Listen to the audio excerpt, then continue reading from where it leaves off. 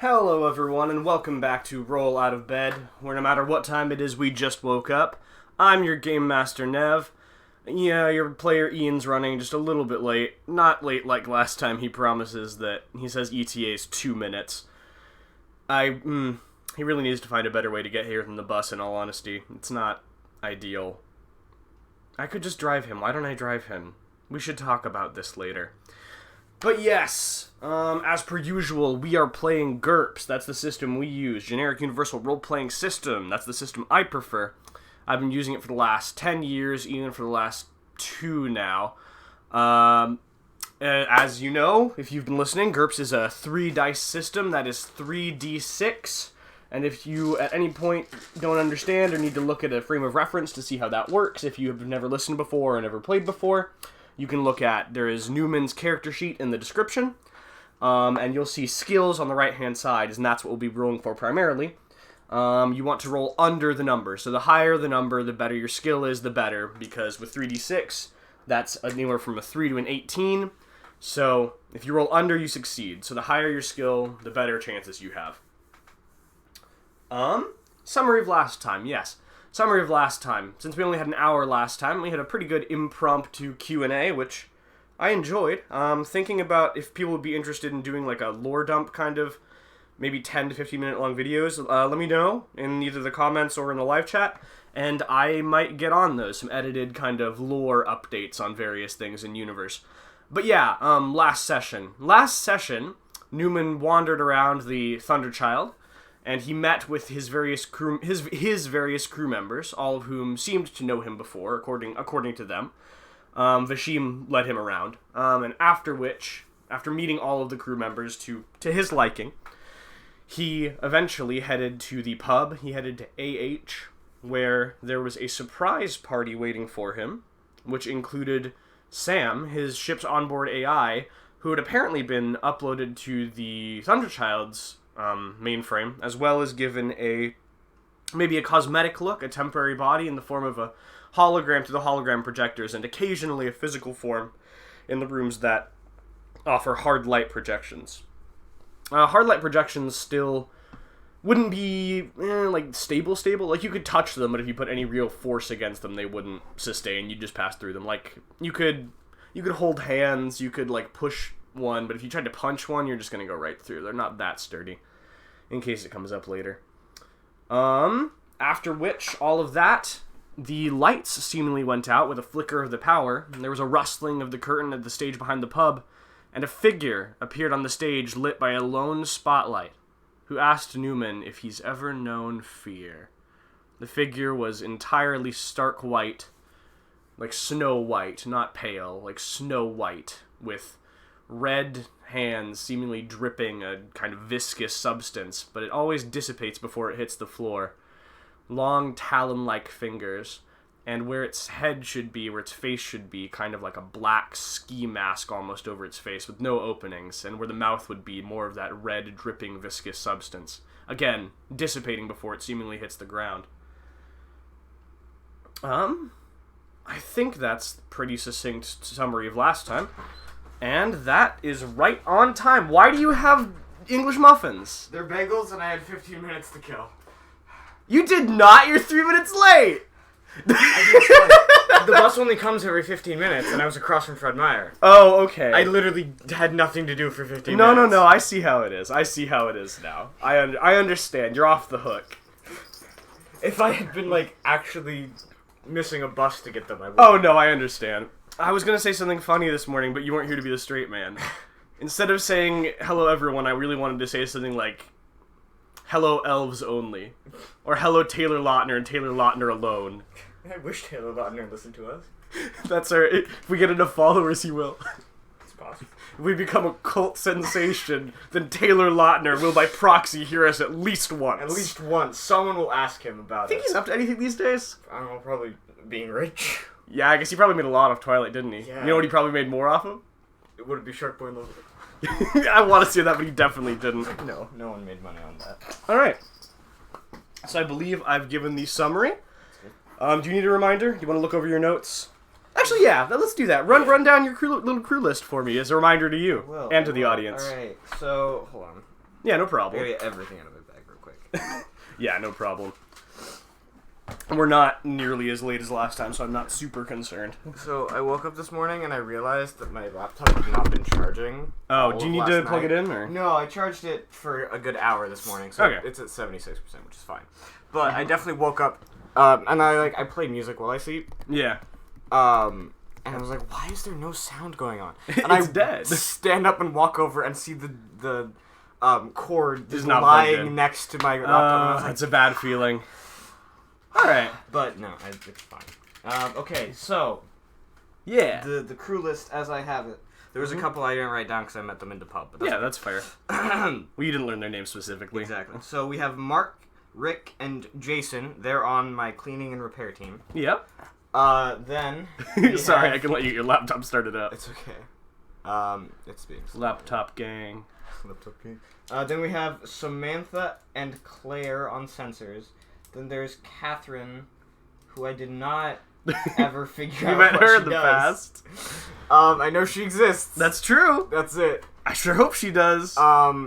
Then there's Ruby, who works the weapons array. Zinth, my head of security, who's very strong. That's true. He was very large.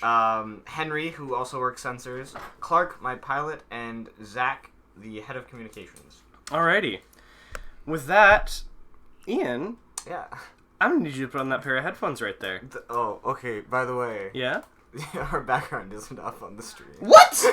What do you mean? Ah! It's just your Dang it! your background. I'm gonna have to fix that in post. No, it's good. Alright. And with that, everyone, welcome to the brave new world. I muted myself too early.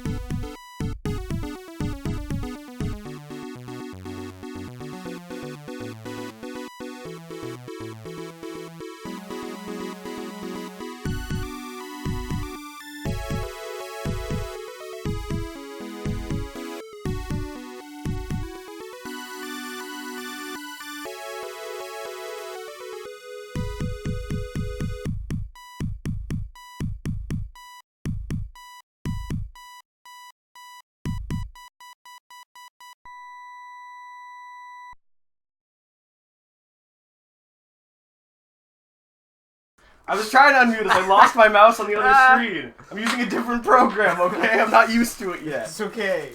Alright. Newman, Yeah. you stand before the stage in AH, and this figure's appeared on the stage.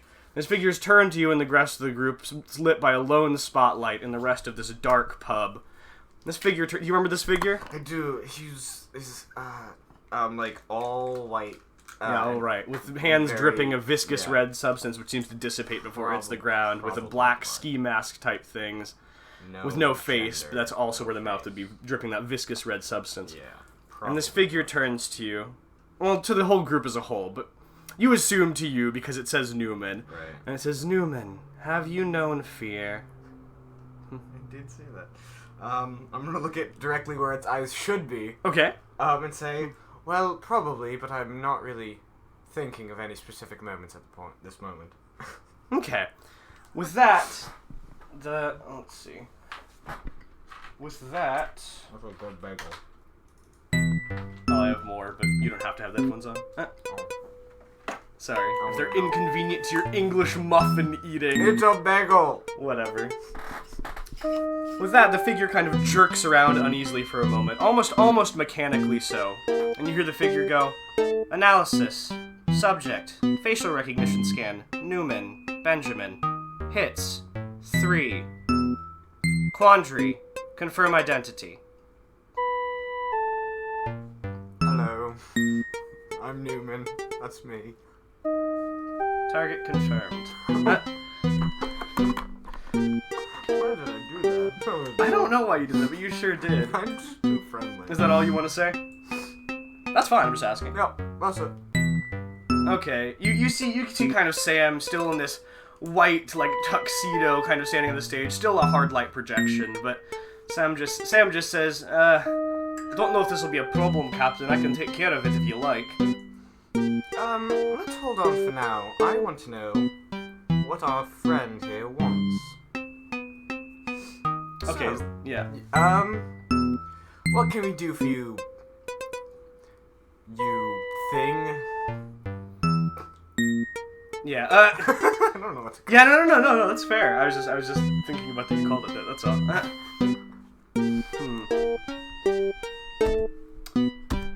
Okay. Information request verified. Classification level insufficient. Primary objective classified. Secondary objective gather information. Ah. So you're a robot. Maybe. Information classification level insufficient. I don't even know what that means. That's a very pure Newman moment. Just like, I have no idea what you're saying That's to been me. like half this whole campaign is I don't know what's going on. That's true. Well, you said you wanted information. What kind of information do you want? I might be able to give it to you. Information request accessing. Quandary, Newman, Benjamin, point of origin. Oh, you know, I'm from around. It like stops and it looks down almost for a second and it looks back up and it says information from around, not in systems. Clarify. Oh, you know, You're having too much fun with this, aren't you? Alright. here and there and you know, just places. You're playing a dangerous game, my friend. Alright. I'm being accurate. Yeah, I mean, yes, I suppose. And it looks down again and it looks back up and it says Quandary deemed unclear. Refining search. Quandary, Newman, Benjamin. Place of birth. Ah, place of birth. Well, let's see. You know, I don't really remember being born, so I couldn't tell you. You're barely holding it together over there, aren't you? Yeah. Okay. Excuse me. The figure looks down and the figure looks back up one more time. And the figure... What? No. Wrong music. Hey. I didn't know that was still in the queue. We don't need the intro again, thanks. I'll get better of this as we go. We're learning. We're learning. It's a curve. But yeah, sorry. The figure looks down, and the figure looks backs up. I can talk. The figure looks back up again, and the figure says, target deemed uncooperative. Dropping secondary objective. Begin primary objective. Termination of target. Alright, let's not let that happen.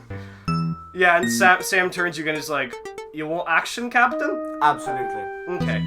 And Sam goes, alright, check out these babies. And you see Sam, does a gesture, and you see kind of towards the roof of the pub of AH, you see kind of these metal panels slide aside, and in their place you see two kind of turrets slowly descend and kind of point at the stage. Heck yeah. And you see Sam just kind of has an outstretched finger, almost like he's holding a finger gun towards this thing. Obviously unnecessary, but it's just what he's gonna do. And you hear Sam say towards the figure, "All right, I don't know what you're planning, but you might want to back off, buddy." And what is that? Oh, where's my dice? Ah! Oh no, these headphones don't reach that far. Oh, no. Whatever, I wrote this. I know what it sounds like. All right. Yeah. Okay, that's a good roll. And the figure. Let's see. Figure looks and says, Unknown term. Back off. Request clarification. Secondary prompt. Clear from target area. And Sam just turns and it says, it means get lost. Also, I'm not clearing from the primary area, mate. And the figure turns one more. It doesn't turn. I keep saying it turns. It's facing straight. Turning around. You know what I mean? Spinning like a marionette.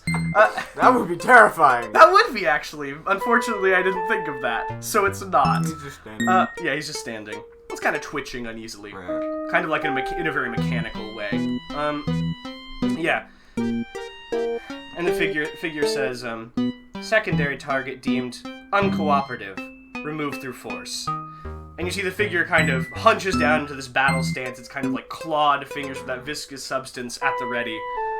And you see it kind of sways backwards and then it lurches forward.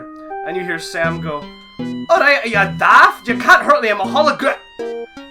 And you hear Sam stop suddenly as you see this thing's hand, this claw, go straight through him. Which would normally be fine. He's a hard light projection that shouldn't be able to do any damage. But you see in this area where there's a hand just went through, the white tuxedo is kind of fading away, and it's turning the same black color as the mask on this thing's head. And where the point of origin was, you see the same kind of viscous red substance start to pour through. And as the black part courses through his whole body, you see it kind of goes from the point outward, and it goes up and it reaches the face. And right as it reaches the face, you see Sam turn to you, and he says, "Run, Captain!" And after that, the thing covers his face, and after it turns completely black, you see the same kind of mask appear over him as the other figure. Alright. That was not my voice. Right. Everybody out now, and I'm going to turn and move towards the door. Yeah, and you hear now in Sam's voice, target information acquired through secondary objective. Secondary objective complete. Finalizing primary objective. Neutralize Newman. And you see Sam kind of reaches up, and you see he points, and you see the other figure has reached their hand out of the thing. The other figure is almost mimicking Sam's motions. Like, it's not quite. Right. Like where Sam has like a full outstretched arm, the figure only has it from the elbow. Like in a less, almost a mimic. I don't know what to call that quite, but you get what I'm saying. And you see Sam reaches out, and he extends that same kind of finger gun motion now towards you and the rest of the room. That's not good. So you told everyone to make a dash for the door, basically? Yeah. Alright, so you see everyone's heading for the door. It's a what are they called? I said what kind of door it was this last time. Revolving. Yeah, revolving door, so it's not going to be, unfortunately, a terribly efficient exit. But you see people are rushing towards the door. You see some people make it out. You see, Rick, Marty, and, Jason. Rick, Marty, and Jason all make it out, while you're looking in your line of sight. You mean Mark? What did I say? Marty. How do I keep saying the wrong name? Who's Marty? I don't know. I was thinking about Back to the Future. I don't know why. Mark. I've gotten Mark's name wrong every time, haven't I? Yeah. I named this man. I should just change it. You can. I wrote it down. Yeah, Rick, Mark, and Jason all make it out, as well as Claire and Samantha. You haven't actually seen oh crap. Catherine? Yeah, Catherine, thanks. I should have just looked at my notes, but I was faster to just get you to say it. You haven't actually seen Catherine since you've arrived. She wasn't at the event either, actually. Interesting. So now, yeah, you kind of hear these guns overhead. You kind of see the spotlight once again goes out on the stage light, leaving this room in basically total darkness aside from the floor lights that you see on the stage area that were lighting there before when you were dancing. But as soon as the main spotlight goes off and you see just the floor panels, both the figures seem to disappear in that brief flash of light that happens. And now all these lights are off except for the floor paneling dimly lighting the room, and you see overhead where there's the turrets up above you, you hear the low whining of them charging up, and you see this blue light start to flash on the side, steadily getting faster until it turns green. That's not good. They're gonna fire, Yeah, and they're okay. pointed at you. Of course they are. Can I dodge them? You can certainly try. They are gonna hit you if you don't. Alright. Let's see if my very first roll can be decent at all. Oh, good. Battle music. Hey, that's not enough, is it? 6, 7, 8. No, that's a fail by 3. Failure by 3. Okay. Yeah. All right. So they take a shot forward. Right as the shots are about to hit you, you see, like, right as the gun fires, it looks like it's gonna hit you, and suddenly the guns jerk up, and they seemingly go out of alignment.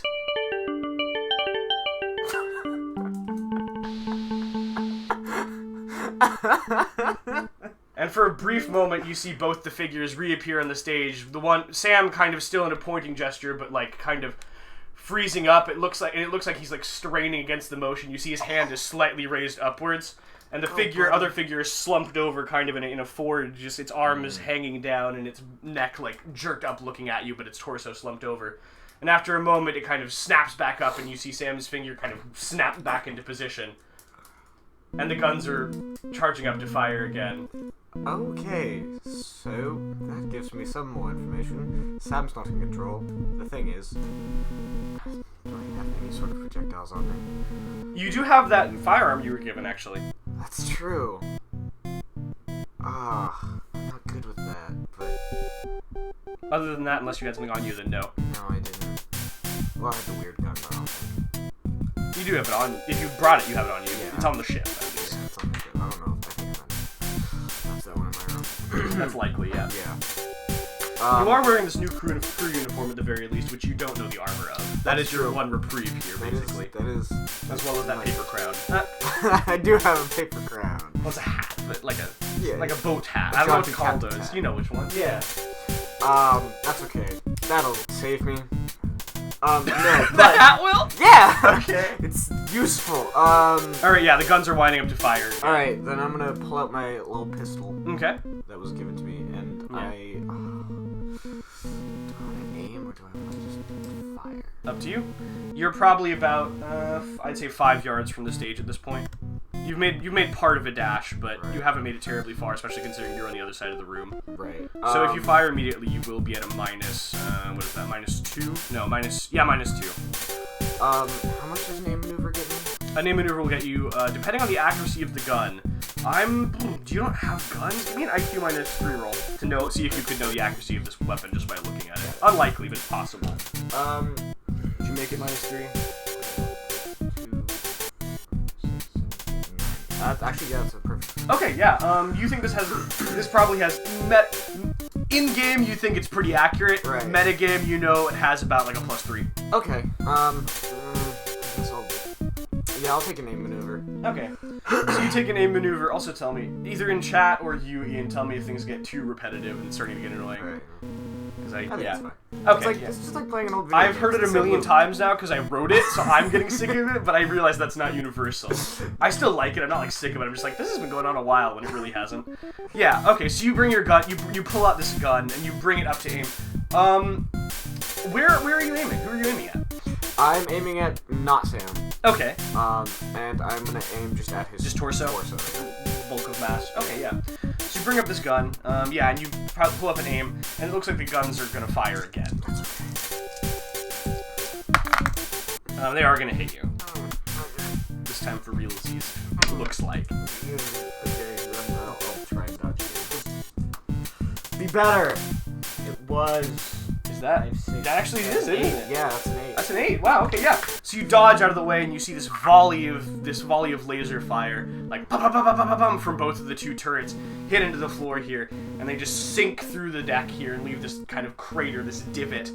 And you see kind of the guns kind of like it looks like they're taking a second to power up again. When are we going to need to fix that? Yeah, you narrowly kind of like jump out of the way. You take a jump back as they fire, keeping your eyes locked on the target. What was that? Was that your Nobody collar? messes with my buddy. Yeah, that's my collar. Okay, for a second that was in character. No. No. Yeah, okay. Alright. I wanna shoot at this man. Alright. Take your shot. This thing. It's probably not a man. To my knowledge, you don't have gun skills, correct? No, I have no Okay, gun skills so whatsoever. it'll be, its default is DX -4. You're at range -2, so that's -6, and you got a +3, so it's gonna be DX -3 total. Okay. Which is not great, but it's possible. I can possible. roll. I can roll a 7 or under. It is certainly possible. Yeah. No, I see 2 6s. That's two wrong. 6s and a 5. That's Really bad. actually a critical failure. Yeah. I need you to roll one more time for gun malfunction table. If this thing explodes.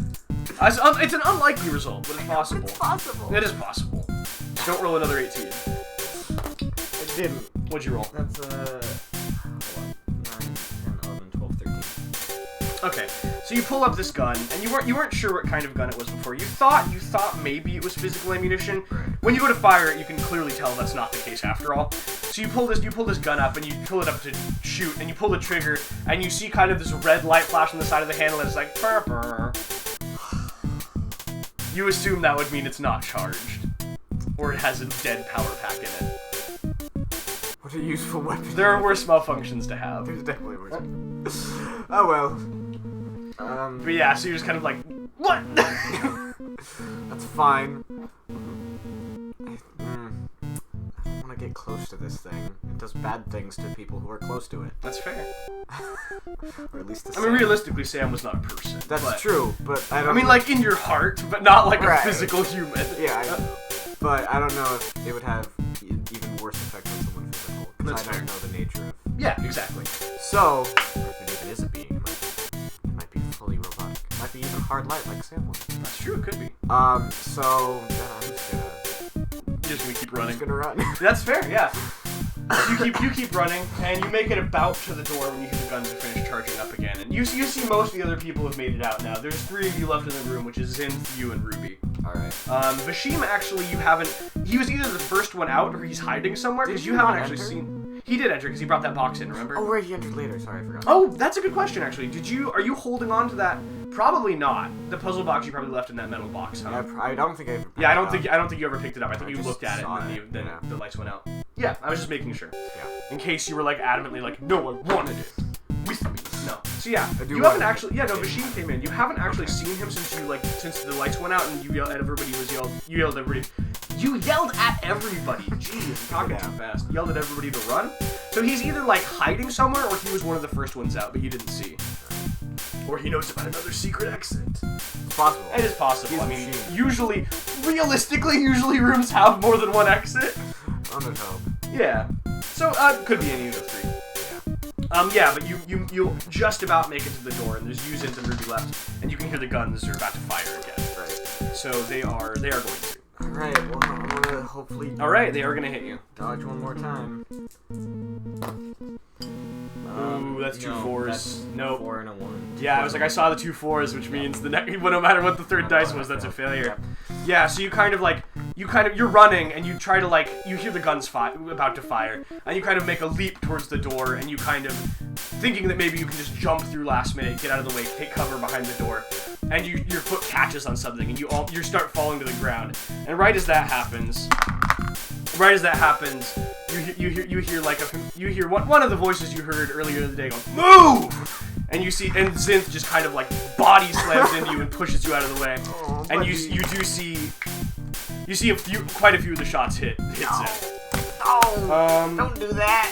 Yeah, you're just gonna keep running, or No, well... up to you. Does it... The guns will fire again, and based on the last volley, fire again in like 3 seconds. Okay. Can I quickly assess, does it look like Zinth is still, like, able to move? Just at a glance. Good question. It looks like his bulk of... just from your, like, 1 second glance, it's still a little smoky, so I'm gonna give you... Actually, give me a perception. -3. Okay. Okay, yeah. So you can see, it looks like most of the shots hit, like, the bulk of his torso, and it looks like some of them got through, but it looks like mostly just burning on the outside. But you can definitely see a few of the shots got through on one of his legs. Alright. And, I mean, also, he, like, just body slammed you. He's on the ground either way. He Right. kind of, like, it was kind of like a push, and I'm going down, too. Alright, I want to make sure Zinth gets out, so I'm gonna go to him and help him up. Okay. Yeah, so that'll probably take about 2 seconds. So you get over to him and you help him up. He's a big guy. He's only hurt one leg though, so he's able to pull himself up too. And you hear the guns are about to fire again because that took 2 seconds, so the third second is going to be firing. But actually, right before that, you see Ruby. Well, you don't see Ruby because she's now behind you, back where the door was, and you had to take a few steps back into the room to get Zinth. That's okay. You hear like a quick succession of 3 shots, like bam, from like a gun behind you, and you hear above you kind of an electrical, like a crackling, kind of like a crackling and like a. Right. And you can see one of the guns has gone from facing you to just like hanging limply straight down. It looks like she shot one of the power cords or like something to it that made it power down. Man, I love fighting my own ship that I need to use. It's good, isn't it? Yeah. That's what you want from a ship. Destroy your I mean, own isn't that property. what you want from your car? Yeah, I want my car to When I get into my me. car in the morning, I want the air conditioner to just shoot neurotoxin at me. If I don't counteract it fast enough, dead. That's it. Yeah, you can drive for a little bit. You get like 10 seconds. Limited driving per day. If you drive for little enough for enough days, you build up an immunity. That's true. I'm gonna stop talking about the death car now. Don't give I like the death car though. That's going in an infantry campaign. Don't give Elon Musk any ideas. He'll do it. You will. He'll take Alright, it. yeah. So yeah, one of the guns is still gonna fire. Yeah, you're gonna be at a minus to dodge since you're with Zinth. Okay. I'm gonna say normally it would be a bigger minus, but I'd say Zinth is also attempting to dodge, so I'm just gonna make it a -1 for a 7. That's okay. I'm still bad. No, definitely no. That's a. Hold on. 9, 10, 11, 12, 13. Okay. So you kind of try to you try to step out of the way, and like Zinth, it looks like you weren't coordinated enough, and Zinth tries to step the other way. And what ends up happening is Zinth kind of spins around, and Zinth has like interposed himself between where the gun is firing from and where you are. Doing and that. You see a bunch of the shots just hit him in the back. Like you can't see the result, but after that he gives you a firm shove. No! And you can give me strength if you want to not be shoved. I want to make Good sure luck he beating gets out. Zinth's I quick d- contest. Shut up! I don't care! No, you could. I can't. I'm No. bad. That's 2 You're not that weak. You have a 10, don't you? No! Well, I do have a 10. Don't lie to me. You're average. But I'm bad at rolling. That's fair. So, Yeah, so Zinth gives you a firm shove, and you don't quite fall over, but you kind of stumble 2 steps back, and you feel Ruby grab your arm, and it looks like Ruby's just, like, trying to... What's the word? Heard you through the door. Like, Ruby is at the door, and she's, like, tugging at your arm. And you see Zinth still standing, but he kind of falls to one knee, where his other leg was shot. And it looks like the figure, Sam is just continually pointing at you. I'm just saying it looks like they're not targeted. Zinth is not continuing to be targeted. That's true. To your this second observation. Newman's an idiot. I hate him, but this is exactly No, what he's not. He's gonna like do. you're 12. No, he's smart. Yeah. He's just dumb. Okay, I understand. Yeah. Because I know exactly what he's Yeah. gonna do. He's going to run to his left, Yeah. across the wall, Okay. away from them, and as he's doing that, he shouts to Ruby, "Get Zinth out before he gets any more hurt." Okay. Because that's exactly yeah. what he's gonna do. You hear? Okay. So you're not able to quite start running immediately because Ruby is still holding onto your That's arm. But okay. you're able to say that, and Ruby just looks. Ruby pauses for a second, and looks you straight in the eyes, and goes, "Is that in order?" Yes. Got it. Yeah, and so you start taking in a dash. And it looks like the gun's taking a little longer to charge now, maybe because one of them is taken out. You're not quite sure maybe the longer they're on, they take longer, you're not sure. But yeah, so you have like you run for about 6 seconds, and you make it to like you'd make it to basically where the other stairs were up to the stage. I don't know if that's where you wanted to go, but That's fine. yeah. I just wanted to be away. And it looks like Ruby has gotten Zinth like most of the way through the revolving door in that time. Good. Like he looks like he's still conscious, but he's staggering. All right, that's good. I want to know. Okay. Now that I'm here, so it's dark. It's pretty dark in here, right? Yeah, there's only the floor paneling light, and they're kind of flashing. They're flashing almost in the same way they were before, where it's like every other panel is flashing, and then every other panel is flashing, kind of like almost like a disco type of floor, but they're all just white. Can I see the other figure more or less? The one that isn't Sam? You actually don't. You kind of lost sight of them for a second when you were running back, and as you turned around, actually, you don't see the other figure anymore. You only see Sam. Sam is keeping like the finger pointed at you, but it looks like it's shaking a little bit. You didn't see where the figure went, but they don't appear to be right there at this moment. That's annoying. I was gonna talk to them. I can't talk to someone I can't see. That's true. Then I guess I'm gonna turn to Sam then and say, alright, Sam, I don't know if you can actually hear me right now, but do your best to fight this. I believe in you. Yeah, I mean you don't get a reply. That's you get more of the shaking, and it looks like the gun is about to fire again. Alright. Make your dodge roll. I will. No. Okay. You anticipate the gunfire, and you kind of stagger to the side a little bit too slow. But right as the gun fires, it changes aim again. It doesn't look like it's aiming at you. You see the gun kind of fires at an unseen object above the stage, and you hear another like an electrical thing powering down, and suddenly Sam's hologram just flickers out and disappears. Oh, he's so smart! Ah! Sometimes your reactions appall me. I didn't even think of that. And it looks like the gun is still powered, but it's kind of you see it kind of scanning the room, kind of almost blindly and erratically, like brr, brr, brr, like it doesn't know where to point. No direction. Alright. Fantastic. But you can see it kind of. It sounds like it's powering up for a lot longer than it was last time. That's bad. Then I'm gonna run towards the door at this point. Okay, so you make it to about within a yard of the door, and I would need one more dodge roll. Okay. Please be one good roll, please. 5, 6, 7. Nope, that's bad. That's 12, 13, 14. Ooh, okay. So yeah, let's see actually. It might hit you. This actually isn't a guarantee. Ooh, you got lucky this time. You've been I have to say, for how bad your rolls are, you get very lucky. I'm lucky, but I'm not good. No. But yeah, so as you make it to the door, you kind of you hear the gun finish charging, and all at once you just hear this like brrrr, and it seems to just like radically shooting around the room. You just hear shots hitting everywhere, and it looks like you were lucky enough that the shots weren't aiming directly where you were, but it's just a barrage filling the whole room. Good. And you still hear it going off as you go through the door. I like that pub. Yeah. So you see, as you get out of the revolving door, you see that same hallway before where it says AH above the door, and there's the drain there. And you see there's Ruby standing there. Zinth is nowhere to be seen. You see Ruby standing there with a gun pointed like towards the door, at the ready. All right. I think we need to get out of here and seal this section off for now. Agreed. We've lost contact with the others. Ship communication's out of our control. At about that moment, actually, though, you're not quite 100% sure where it's coming from, but you hear a noise nearby. Is this the noise? Yeah.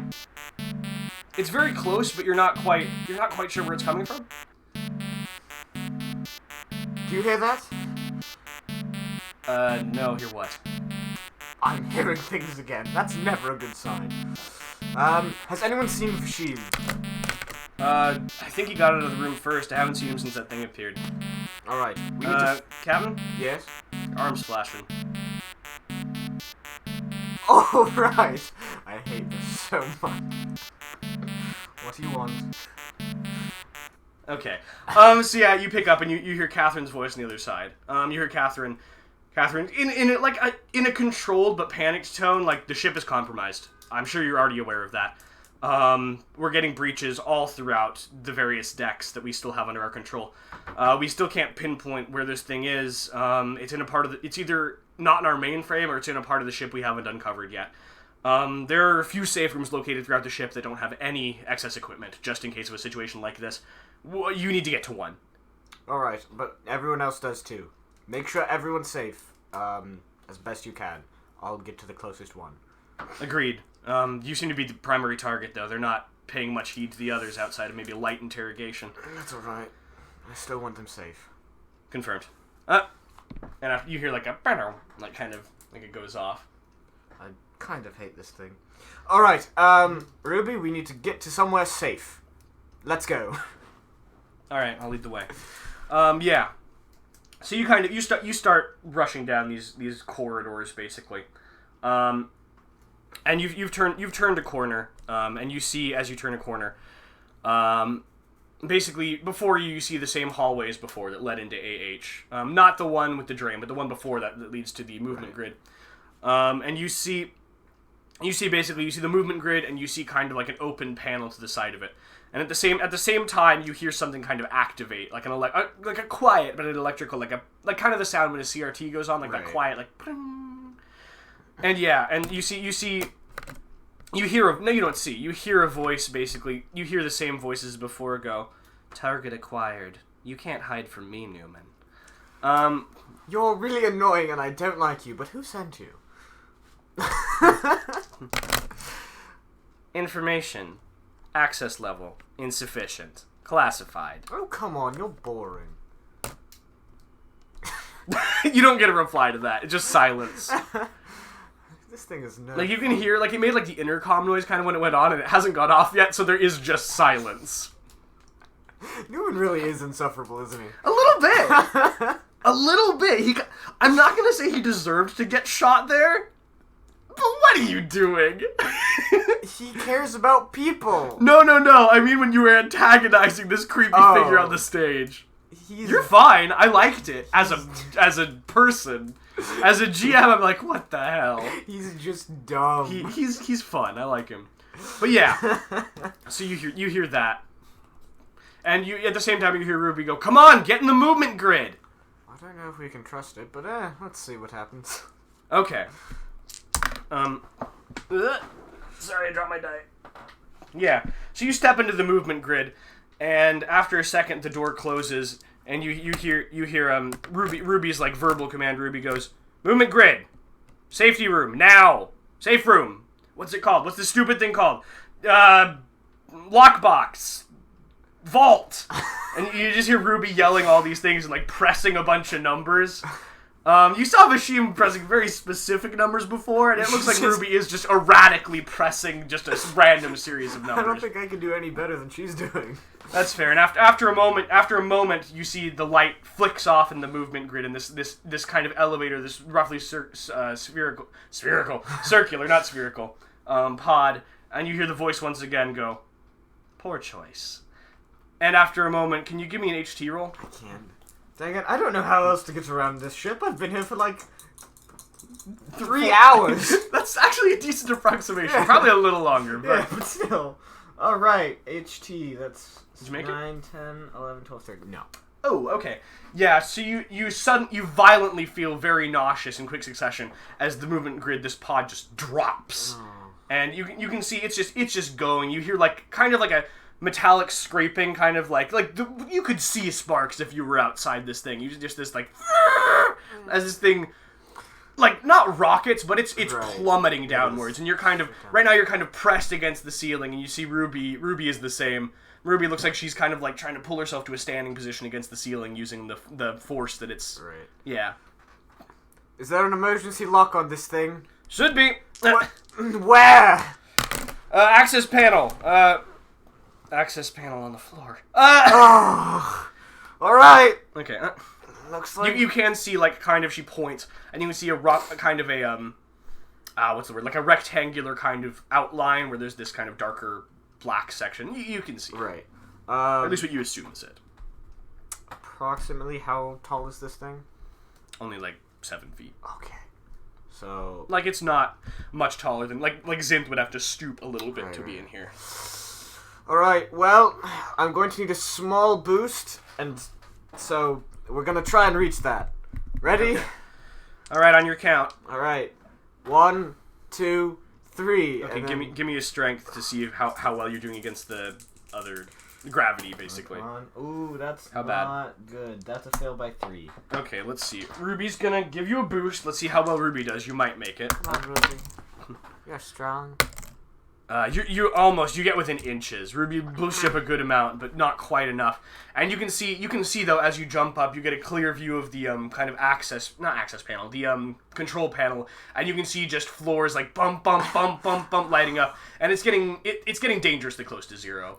It looks like you're at about like 20, right. And they're going fast, like bump. No, we have reached terminal velocity. All right, we're gonna do it again. I dropped my die. I'll find a new one. That's true. It's okay. All right, ready? One more chance. If we don't, we might die. 3, 2, 1. And, Let's try it again.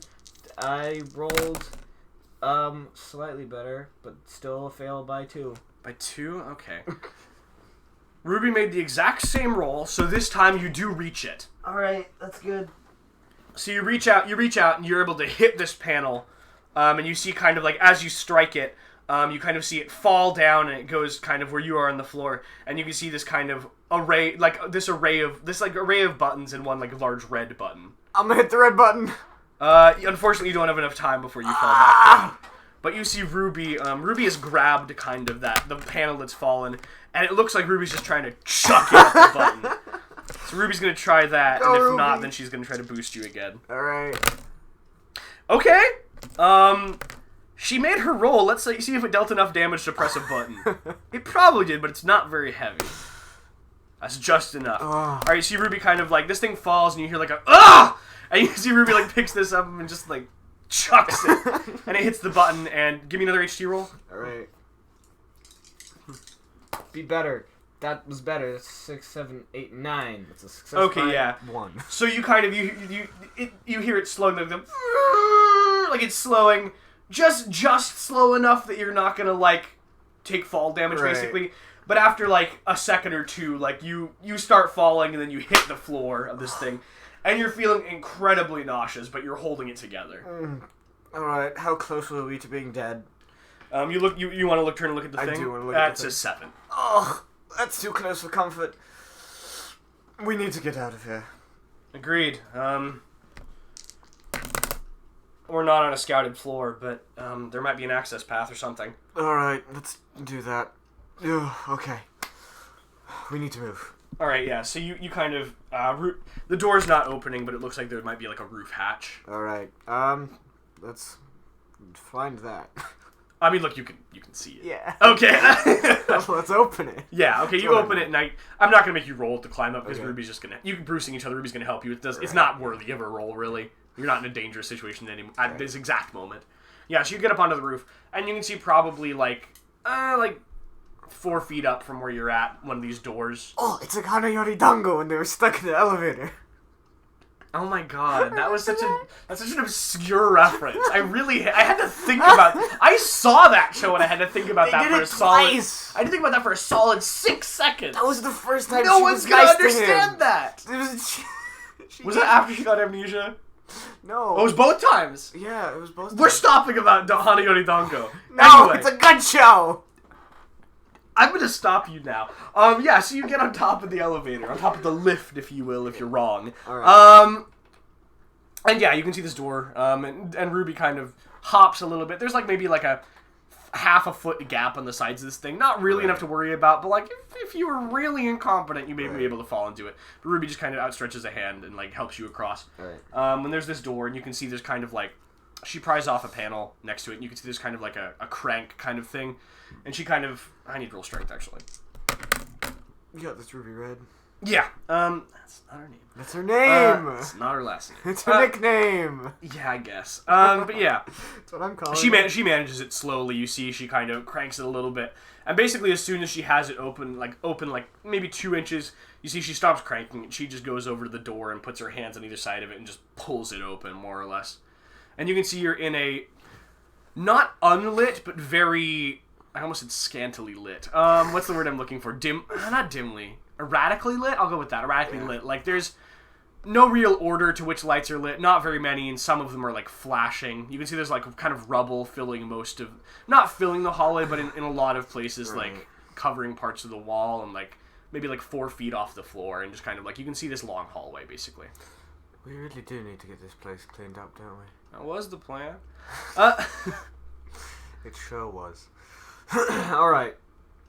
Let's start moving down carefully. Alright, I'll lead. Yeah. Okay, are you just following them? Did I get my stun wand back? Your what? My stun wand? I think I got a new one. Yeah, you did. You did. I don't know if you have it on you, but if you wanted to, I'm just gonna say you could. Yeah, I think I generally carry that. Yeah, that's fair. I'm gonna pull that out. Okay. Just have it at the ready. You can pull that out. You still have no skill with that thing, but I know, but it's better than having nothing. that's fair. No, that's fair. It's actually. I'll give comforting. you that. But yeah, so you pull this thing out. You start heading down the hallway. You make it to, it looks like a T intersection, and kind of Ruby looks down both, and Ruby basically just turns to you and says, left or right? What if this ship wasn't in horrible disrepair? What would be down these corridors? We haven't plotted them yet. Let's see. If I were to lay out a ship on deck 7, I'd say probably secondary access to the reactor, maybe. Maybe the bottom turret command center. I don't really know. Well, let's see. We're going right. Okay. Yeah. So you start heading right. And you do see you start heading right, basically. Right. I don't know why I said that twice. Basically, essentially, you start heading right. We're going right. All right. Yeah. Okay. Yeah. But you head down the right corridor. How many times can I say it? Probably a lot. Yeah, that's true. I can't. I'll stop now. No, I have to say it one more time. As you head down the right corridor, you see up ahead of you, kind of like on the very far wall, you see it looks like it turns again to the right up ahead. But you can also see kind of one of those familiar panels that's kind of like, it's kind of grating over this kind of like roughly circular hole. Kind of like, it's roughly the size of, you know, the tubes in the McDonald's play place? I don't know why that's my best approximation. But the hole is roughly that sized. Right. And you see that grating, and you would recognize this as like a maintenance shaft, basically. Interesting. You know, I think this might be actually a safer form of traveling if this hostile entity has taken over our ship's functions. I'm not in engineering, so I don't really know, but I trust your judgment. Otherwise, it's right again. I'd say you're not like quite sprinting, but you're at a brisk pace. Yeah. I'd like to take a look down the corridor. Well, you would you? Okay. Can you give me a perception? Because it's quite dark. That's alright. I can perceive. You'll know if you see anything. Yeah. That's a 12. Alright. That's not bad. That's 5, 6, 7, 8. Oh, 8. That's pretty good. Yeah, that's enough to counteract the darkness penalties. Yeah, so you see kind of at the far end of this hallway, it looks like there is a kind of, not quite a bulkhead, but like a pretty heavily armored door. And it looks like it's ajar almost all the way. You can see there's probably like 3 or 4 inches on each side that it isn't completely open and it's unpowered. But you can see through the end of that hallway, through the door, you can see like a faint outline, this kind of bulky machine-like shape. It's kind of got like, it's got like a square head and then a very rectangular body. It looks like it ends at treads at the bottom. And you do see kind of, as you look at this thing, you see kind of like where the eyes on a person would be kind of like light up this red. And you hear kind of like something like a, not as loud as like a tank tread, but definitely treads moving forward. We're not going down there. Into the maintenance shaft we go. Yeah, so Ruby quickly pries off the thing, and you both crawl inside. And basically, as you both get inside, you hear kind of like a hail of bullets hit the far wall where you would have been. Kind of like it sounds not mechanical, physical bullets. It sounds like metal tinking, kind of. Yeah, and you hear the treads getting closer, but you're probably not sticking around. Nope, we're moving quickly. Okay, yeah. So you can see basically, it looks like these go left, right, forward. Well, not back, because you came in from the back. Left, right, forward, and then up and down. And Ruby basically says, the closest safe room should be on deck 15. Alright. Yeah, alright then, up it is. We need to get there if possible. Alright, yeah, so you actually climb all the way up with basically no incidents. And as you get up to deck 15, it looks actually the what I call this, maintenance tunnel. Thank you. I just forgot. I blanked. The maintenance tunnel seems a little bit more in disrepair here. Obviously, parts of the ship aren't in equal states of disarray, and this one looks a little less intact. And as you pass by, as you get up to deck 15, you actually see on one of the walls. This hallway's a little bit larger. This is like almost a regular-sized hallway up here. And you see kind of, as you get up the top of the ladder on the thing, you see a panel on the wall, like a small rectangular panel. It looks like just like an access panel. It looks like it has ship schematics for a brief second. and then afterwards it goes off and it turns off, and then it starts flashing kind of this red color. Oh, this thing really knows what it's Yeah, and you just hear almost very quietly. You hear it like it looks like from the small speaker on this access panel. You hear, "Found you." We really need to get this thing out of our system. Yeah, that'd be preferable. Is there any way we can just do a whole system reboot? Not from here. Well, I figured that. We'd have to get to the maintenance room, mainframe room, which Where's that? we haven't finished excavating it. But where is it? Opposite side of the ship. Of course it is. It's in the fore. It's in the aft. We're in the fore. Of course. Alright, let's get to the safe room first, and then we can formulate a plan from there. Okay.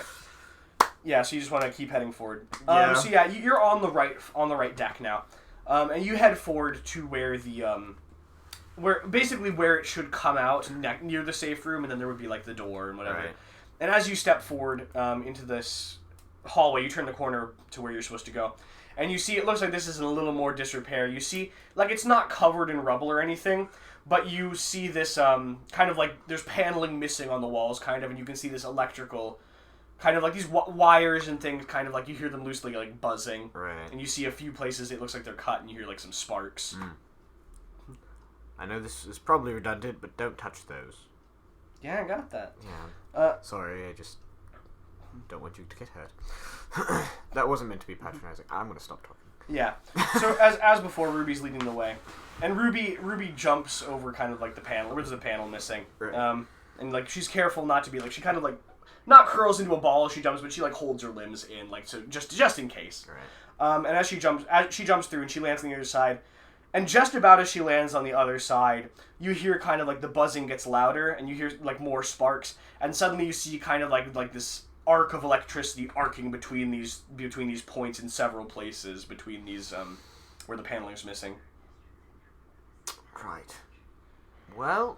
Yeah, and Ruby basically turns and says, "Oh no, I wouldn't touch those." Yeah, no, that seems like sound advice. You'll have to find another way. I'll meet you there. All right. See you there. Good luck. Don't get killed. Thank you, Captain. All right. So in this corridor, Mm-hmm. is there any like branching paths? Yeah, it looks like there's another one to the left and another one to the right. Well, we went to the right last time and that got us almost killed. So I'm gonna go to the left this time and see if that gets me almost killed. Okay. You head to the left this time. And after heading to the left for a little while, you see another one of these panels on the wall. And it looks like it has the ship's schematics. And as you get closer, you get a little bit closer than last time. You're probably able to pick up a little bit more detail. I'd say if you're trying to find something else on the ship, you could roll it like a -5 IQ to like maybe you saw something. But yeah, after a moment, you see the panel turns off again and it starts flashing this red. Yeah. And then there's another hallway turning to the right from there. All right. Well, I am gonna go up to the panel. Yeah. And say, well, if I can't know who sent you, can I at least know your name or designation or whatever? Let's see. You hear kind of like the speaker turning on again, and you hear information access level sufficient. Finally. Request granted. Designation Y2. Oh. It sounds almost like it's caught in a loop, and then after all that, it goes K. Like, it goes on for a little while. I just don't want to say that many O's. Like, it definitely sounds like it's glitching, though. It's not in the same tone as the rest of it. Right. Y2, okay. Well, I appreciate the information, and then I'm going to keep going down the corridor carefully. Yeah. Okay, yeah. You hear the speaker kind of like, back off. Yeah. So you're heading forward through this hallway, and you can actually see at the end of this one, you can see another one of those gratings and the circular entrance. It looks like it heads back into a regular hallway. Fantastic. I'll go down there and. Okay.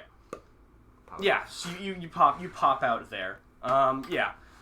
And you basically you pop out there. You're in another hallway. This one looks like maintained. You actually probably would have seen this hallway earlier. You're on one of the crew levels basically.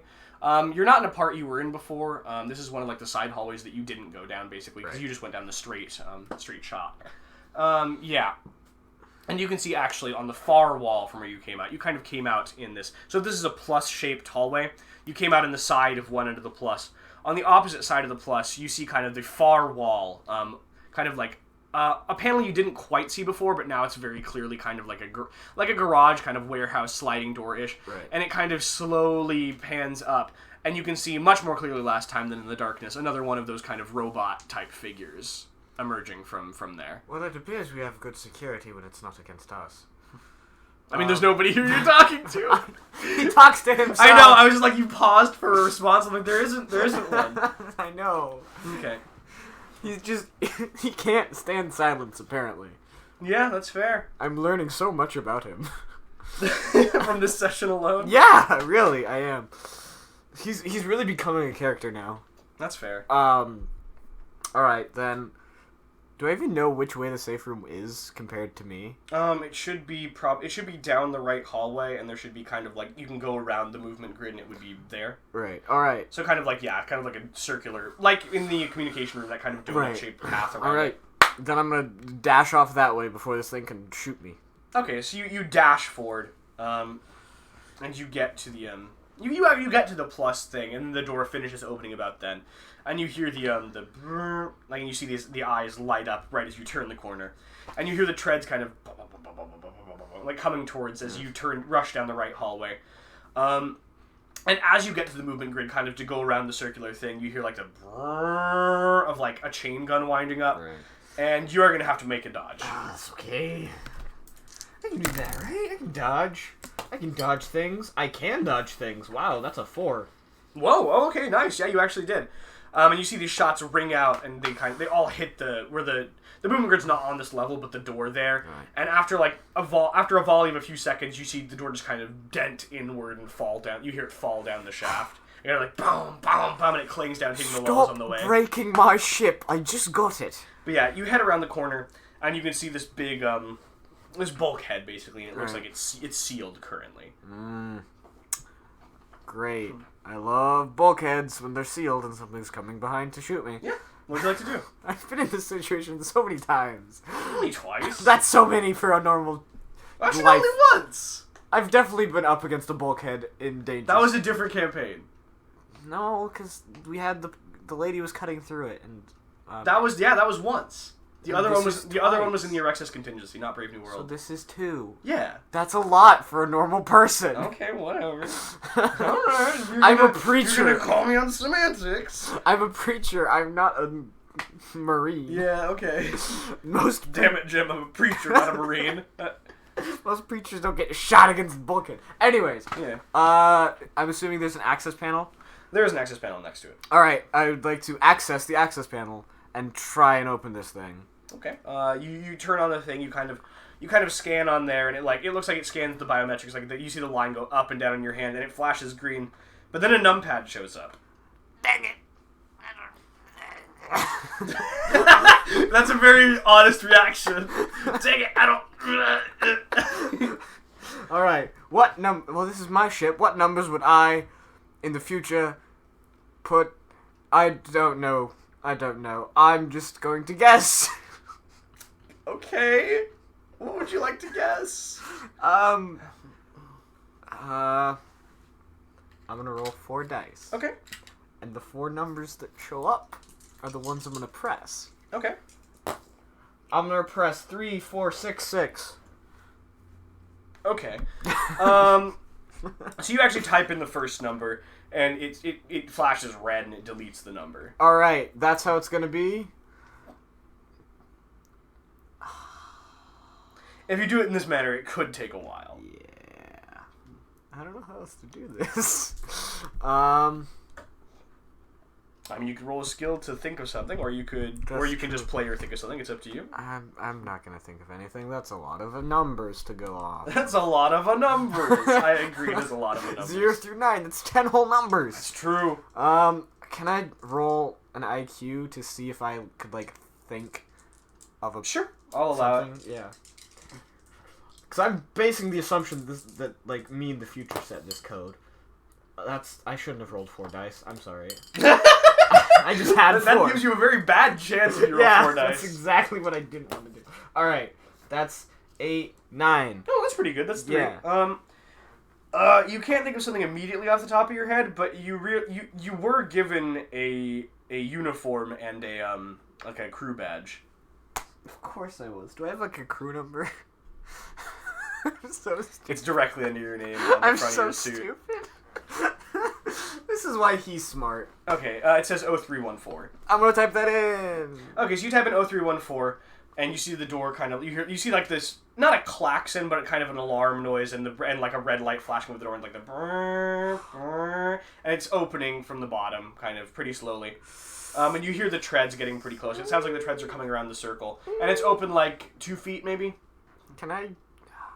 Yep. How thick is a person? A person is less than 2 feet. A person's much less than 2 feet. Alright, I'm gonna slip under the door. Okay, yeah, you can crawl under the door, yeah. Yep. On the other side, is there also an access panel on here?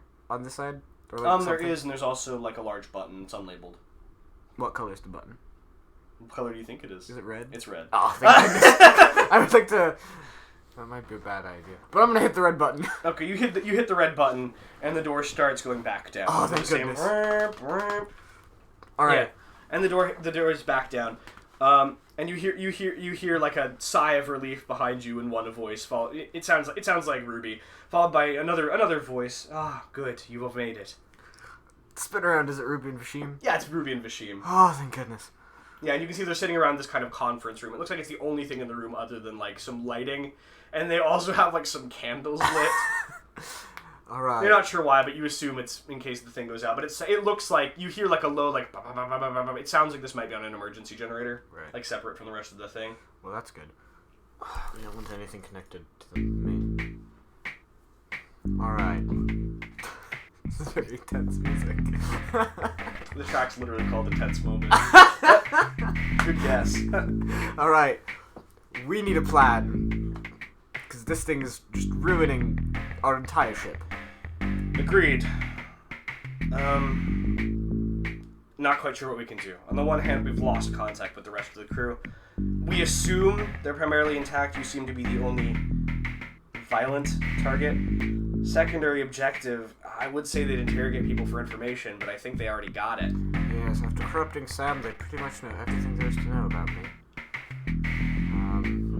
I hope we can get him back.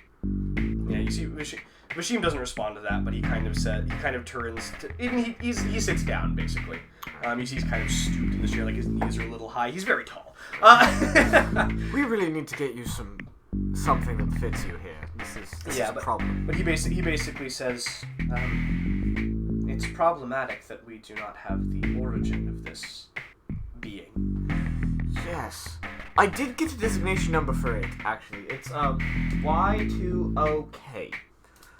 That means nothing to me, but that doesn't mean anything to anyone. Y2OK. It's had a lot of O's, but I think that was just a glitch. This sounds familiar. Let me ponder on this a while.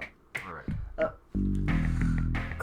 Yeah, so it looks like he's just kind of like, he has like the hand on his like over his mouth, kind of like elbow on the table. It looks like he's just thinking in contemplation. Well, while he's doing that, Ruby, you said so are we on the right level to get to the mainframe access? Mainframe access covers through decks 10 through 20, so 15. Yeah, we are. It's a ways though. Yeah. Ship's a kilometer long. I mean, it could be further, but it's a hell of a jog. Sure is. Though I think it might be our best bet. Because if we shut this whole thing down, if there's nothing for it to grab onto, that might force it to either physically manifest or just leave. Agreed. Well, although that might be dangerous. The only problem is it's not a straight shot there. We're in the right decks to access it, but there's no single hallway that leads all the way there. We're gonna have to go up and down a few times. We can use the maintenance shafts, but we don't have them fully plotted out. We could run into a dead end. That is a problem. Although, maybe a risk we have to take.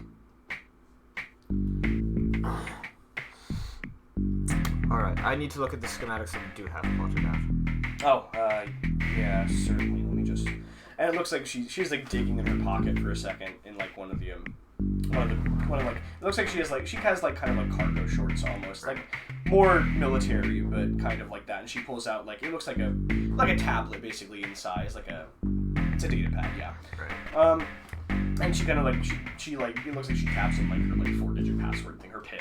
And she's like sliding through things, and after a moment she turns it to you and like hands it off. Alright. And you kind of have this like almost three-dimensional like this, like if you were looking at like one of those 3D models of the nervous system, that's kind of what it looks like, where there's these large dark portions and then there's these colored blue portions like charted out in a three-dimensional area, like a Castlevania map. Oh yeah. That's my best approximation. Yeah. Kind of like how it's dark where they haven't scouted yet. Right. Alright. You can see there's a few of the maintenance shafts scouted, but not all of them. Why didn't I get like an entire blueprint when I bought this thing? Whatever. That's Bought's a strong word. I'd say acquiesced. Right. Got it. That would explain it. It was this damage when we got it though. That's good to know. Alright. Well, it would also be nice to shut down the security system, but I don't think we have access to that any closer. You might have access. My security code. I don't have the right clearance for that. Who would really know would be Zinth, but he headed off. I think he headed off to lead people to the other safe room. I let him go after we got out of the AH. No, that's fine. That's where he's needed. If we could contact him, he'd definitely have clearance, but there's no way of knowing where he is. That's true. And we don't have intershipping. And there's only 3 other safe rooms, but that's an extra trek we're putting on our little journey. That's true. Does Zinth have a personal communicator? He should. Our rings should all function as communicators. You see, like, the communication ring, she kind of taps, and you hear, like, not quite the Star Trek, but, like, a similar noise. Right. And she quickly turns it back off, and she basically says, but if that thing's in charge of all our receptors, it has the comm station. It'll receive our signal, and it'll know where we are. That's true, although my arm is not connected to the ship. Your quantum communicator? Yes. That's true. Unfortunately, you have to program in the systems manually. That's true. We could program in the ones we have, but Zinth's... I mean, there's a range of frequencies, but there's a good number of them. The ones we've been able to uncover, unfortunately, don't seem to be in numerical order. I'd say we could just scan through the 24 of us here until we found it. But they're kind of erratic. Put it on the list of projects, Newman. Alright, that's fine. Yeah, and after that, Vashim kind of looks back at me and he says, I've remembered. Why too okay. I'm not familiar with this specific model or individual, but the Y2 designation was, I believe, a combat android used during the Elonian War.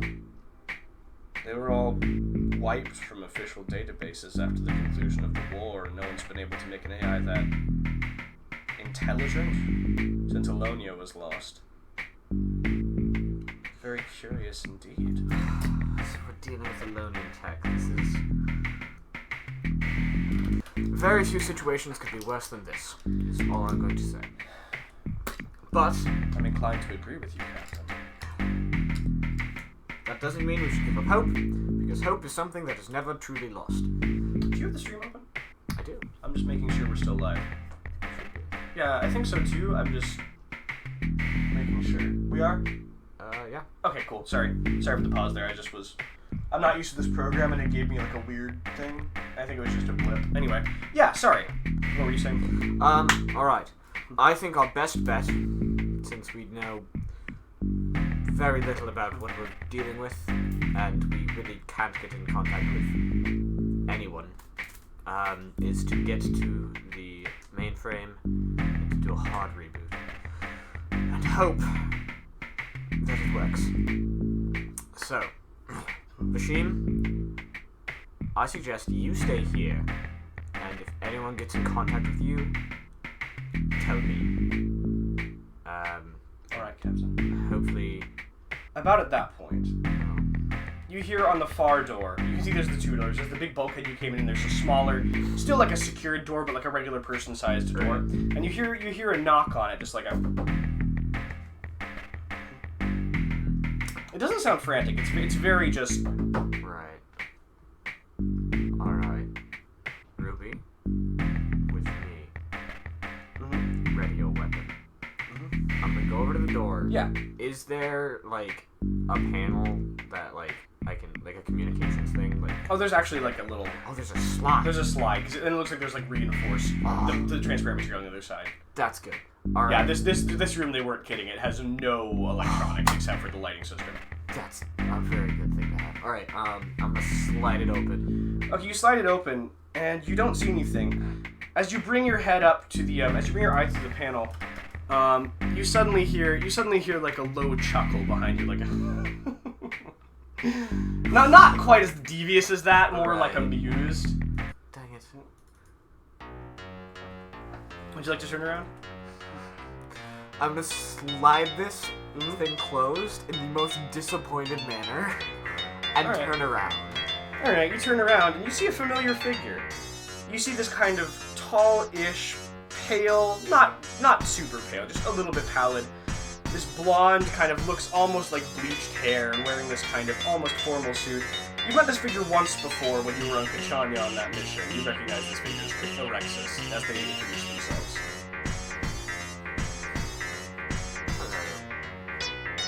It took me quite a while to track you down, human. Or should I say, Captain? So I've been told. And you can see as you turn back around, it looks like Ruby and Vashim are both frozen in the positions they were in. Part of me that has met Orexis before Yeah. is really angry. But Okay. Newman doesn't know him yet. Yeah, not really. You met him once. Met him once, but not enough. Yeah. Katie. Oh, Carly? Carly's O'Brien? angry. Yeah. Carly hates this man. Carly O'Brien's become a regular character in the other campaign. Aw. Anyways. Yeah. So, we meet again. I'm assuming this android is yours. That assumption would be a bit presumptuous on your part. And incorrect this time. This time. Yeah, he kind of does that. He raises both his eyebrows and squints, and he throws up the one arm like the what?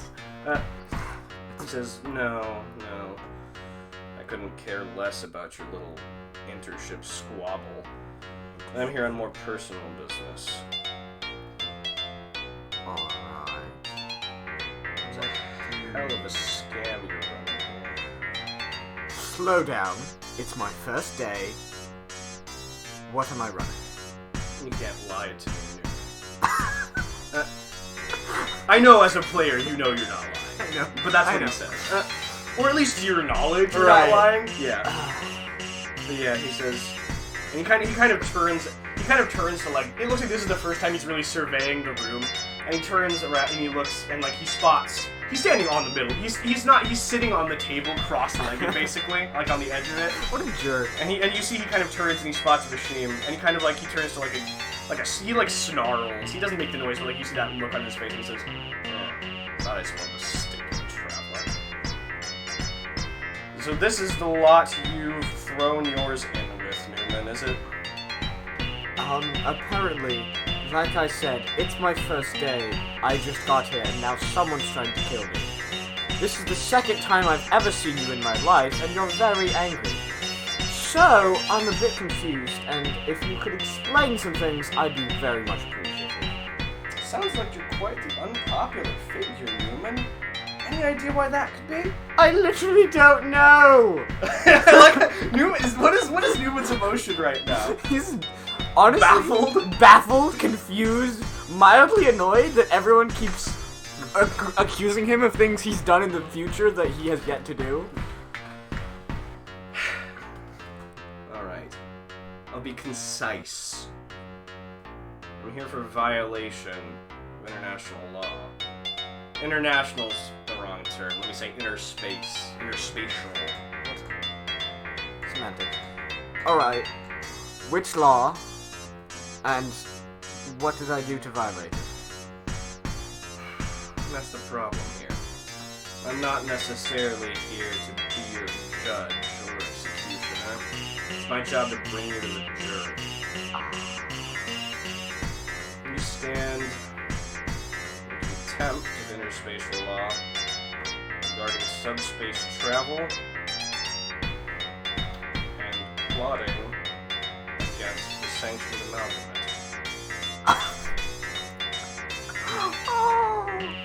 I don't even have a single plot. I barely have a plot. Sorry, I like that. I don't have a single plot. Not one. I was just... okay, alright. You know it's all fake, don't you? What's all fake? I don't even know what it is. All of this. All of it? Your power. Machines influence don't trust him. He's a silver-tongued liar with a blackened soul. And why should I trust you?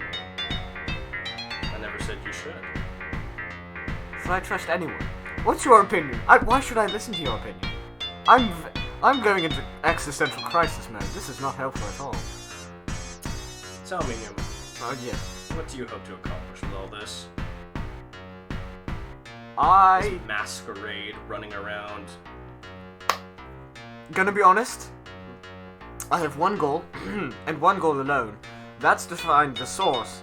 This whole thing, I just kind of stumbled into it, and I still don't know what's going on yet. I'm very confused, and a bit scared. He kind of like exhales through his nose loud, and he's just shaking his head. This is playing the part of the fool I see still. I'm not playing any cards. Personally, I prefer card 13, but... Are we talking tarot cards now? We talk many things. I thought you'd caught on to that by now. I'm going to start crying. Tell me, Newman. Do you think you're having an impact? Do you think your escapades are the claws of a lion digging deep into the world, leaving a mark, a scar that'll last for decades? Or merely the scribblings of a madman on a padded cell? My friends, I don't know what they are. In fact, I don't really care. I'm not here to make a mark. I'm here to find that which I believe. I'm here to prove to myself and, well, anyone who will listen, that the truth is the truth. Now, whether I make an impact, fantastic. If I don't, that's alright. I literally have one goal and one goal alone. The rest of it, I honestly don't care. What I do care about, however, is the lives Enough. You've tested my patience for far too long now, Newman. I'll be briefly breaking confidentiality. Time travel is an impossibility, Newman. Mm-hmm. That's what I thought. It's not possible. I believe you. Rashim is a liar, and you've been drawn into one of his schemes. Now, I don't know how he's doing what he's doing, but I can't allow him to continue. Alright, so are you arresting me or are you arresting him? And I can't allow you to continue either. Okay, so you're arresting me. It took me decades to learn enough to project a thought through time. It would take millennia to transmit a physical being. I believe you. It's not a possibility. I... Tell me, Newman, Okay. do you think the world will remember you? Which one? Snide remark. I won't. And with that, you feel a tight kind of grabbing sensation on your throat, and you're lifted up into the air. Give me an HT roll. Okay. Man, this guy sucks. That's not bad. It's 5. That's 10. Okay, it's a 10? Alright, Yeah. so that's a success right on. Yep. So yeah, then you can tell that you were caught unaware by this. You have 10 seconds left before you're gonna start suffocating. So are you killing me? Sorry, too tight to talk. Right. Sorry, that was a mean way for me to say it. Alright. Before I start suffocating, is he actually killing me, or is he just... He's choking you out right now, and you're lifted up in the air. He said he wasn't You're there. in a full Darth Vader choke right now. I sure am. Honestly, I think Newman's just too overwhelmed to do anything. That's fair. Okay. Out of the corner of your eye, you spot movement somewhere else in the room. After a moment, it comes out of your peripheral and into your sight. You see Vashim is moving. You're not sure how, and you're not sure when it started, but it looks like he's pulled from his belt a dagger of sorts. It looks ceremonial and familiar. You're not sure why. And as Vashim reaches behind, he's moving very quietly. You can't hear him, and you're consciously aware of him. You see he pulls this dagger back, and he plunges it into the side of this figure's chest. And you don't see any blood, but you see definitely a visible reaction, like a ah! And you see you fall to the floor, and you fall to the floor, and you basically see Vashim turn to you and just say, "Run!" Right. And the door opens behind you. Okay. I'm just gonna turn and run. And you hear as you turn and run, you just hear, "I've had enough of this!" And you hear like the metal start to crack around the room. Oh no! And you hear things being flung, like glass breaking, wood chairs breaking against the wall. I just don't want my crew to die. That's all I want. So yeah, you're running? Yep, I'm running. Okay. Where are you going? Just straight. I'm just gonna start taking the first turns that come to me. Okay, yeah. What if you get to a T intersection? I'll go right. Okay. Look at my little... Every time? Just the first. Okay, let me look. Let's see. Yeah, so you go, and then you turn right. Yeah. You reach a Y intersection. A Y? You know what that means. Yeah,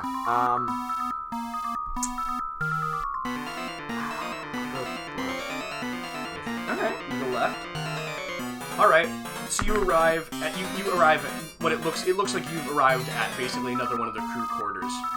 And you have heard just continually this kind of like destruction behind you, of things being flung against walls, and you've seen and just like you've heard this cracking of metal on your ship as things are being ripped apart, and you've actually started to hear alarms now, like klaxons. It sounds like there's like an atmosphere breach. alright. Can I Yeah. I want to find like an inner ship communication and send out like a abandoned ship signal or Okay. message. You pass by one, and right as you get up to it, you start to type in the thing, and suddenly it turns red, and you hear as a hologram projector turns on above you, and you see this figure once again appear next to you. Not Sam, but the other one. You know, if you want to kill me, you're gonna have to stop him from doing it first. Quandary. Information unclear.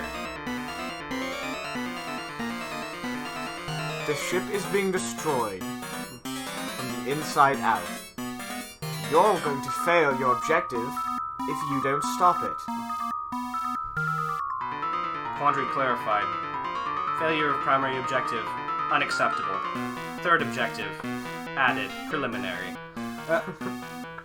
And you see this figure. You see the figure once again turn very jerkily, and you see Erexis coming around the corner, and you see he's very purposeful stride, and you see just as he takes each step, the ground cracking as he goes, and you just see everything around him in that radius just being flung to the sides, and everything just being destroyed. The walls are being pushed out like they were under an immense amount of pressure, almost like a submarine, like being crushed. And you see the other figure, not Erexis, the one you just talked to, kind of turn, and it's just looking for a moment, and then it does like this kind of gesture, and you see just this influx of it looks like influx of power kind of fill the hallway where it's been cracking. You just hear this electricity and you see almost directly behind him just this entire thing just filled with like arcing electricity. But let's see if anything hits him. It looks like some of it would strike him, and you just see it hit this like thing around him and kind of go over in like a bubble shape. Well, problem with strategy detected. yeah, I'd say so, and then I'm gonna keep running to the... Yeah, keep running! I'm trying to find the next panel and send out the Okay, signal. So you turn another corner, and you can see this is one of the crew quarters you were in earlier. And you hear a noise as you turn the corner. You hear like a like a revving sound. Oh, good. And you see as you turn the corner, you can see there's Clark there on a motorcycle. Like not a quite, like yeah, basically literally a motorcycle. Hey, Clark. You can definitely recognize that on the far end of the hall.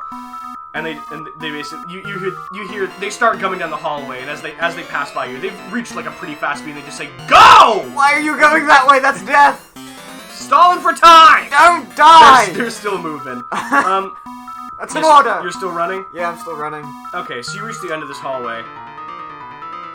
That's it. That's it? Dead end. Oh no! Yeah, and you see as you reach the end of this hallway, you kind of turn around, and you just see like around the corner these scraps of motorcycle parts just hitting the wall. And you see Clark after a moment just flung against the wall and like slides down. They look like they're alive, but they're breathing like pretty raggedly. You can tell from what you're seeing. This is exactly what I didn't want. You see Orexis has continued. He's past them now, and he's about halfway down the hallway. Alright, I'm gonna call out to Orexis. Orexis! You want me, and you can have me. Just leave everyone else on this ship alone. Oh, I will have you, Newman. But I didn't say without casualties. But yeah, and you see, once again, he raises up his hand, and he grabs your throat before you can speak again. Alright, I'm gonna pull out the dagger. Yeah. And put it to my throat. Interesting strategy. Okay, sorry, that's a weird way for me to say it. Okay. Yeah, he basically looks at you and he raises an eyebrow and he says, "Whether you die by my hand or yours doesn't matter to me."